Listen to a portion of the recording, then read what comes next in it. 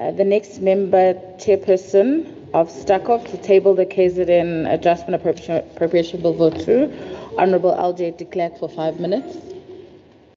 Thank you, Honourable Deputy Speaker.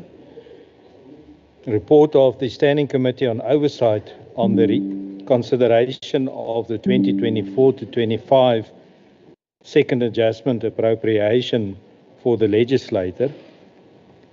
The report is an oversight report reflecting the views of the Standing Committee on Oversight following the presentation of consideration of the Second Adjustment Appropriation relating to the Legislature, that is Vote 2, and taking into account the briefing done by the Legislature and Treasury at the meeting of STACOF Committee held on the 26th of November 2024. The committee noted that the province as a whole is still undergoing budget pressures, which continue to require reprioritization of the government departments and the legislature in order to relieve, to some extent, the existing pressures. The Portfolio Committee are therefore called upon to play even closer oversight on how these pressures are being managed by the departments so that any fruitless and wasteful expenditure are totally eliminated.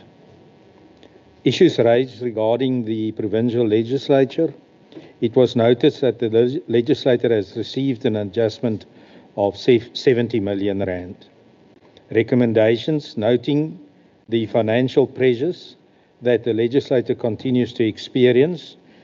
The Legislature is called upon to continue exploring means to ensure that the existing budget is often efficient and effectively utilized. The Standing Committee on Oversight therefore supports the bill and recommends it be adopted by the House. Thank you, Honourable Deputy Speaker.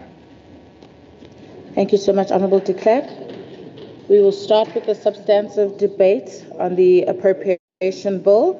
I would like to welcome for 18 minutes Honourable M. the MK.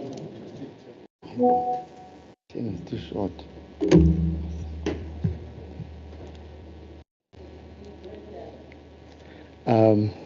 Madam Speaker, Madam Deputy Speaker, the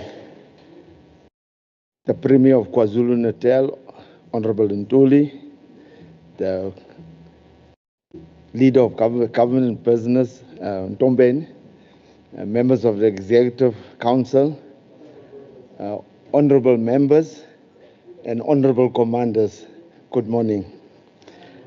Madam Speaker, let me start off by saying that a few days Honourable ago... Dirks, can you please take your seat?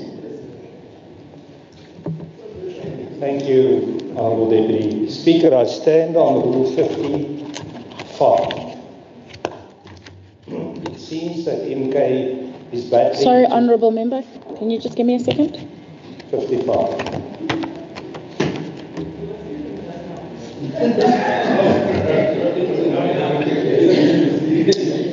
You may continue. Honourable Deputy Speaker, the MK Party battles to understand the honourable part and the military part. And I think it comes from the fact that they are wearing military uniforms. And it is now conflating their reality on what is civil and what is military. Commanders is military. Here we speak of honourable member. So please rule on the fact to preserve decorum that this is not formal attire, it's military attire. Thank you. Thank you, Honourable Member. Can I please take that under advisement and come back in the next sitting, and I will give a formal response. Thank you. You may continue, Honourable Dirks.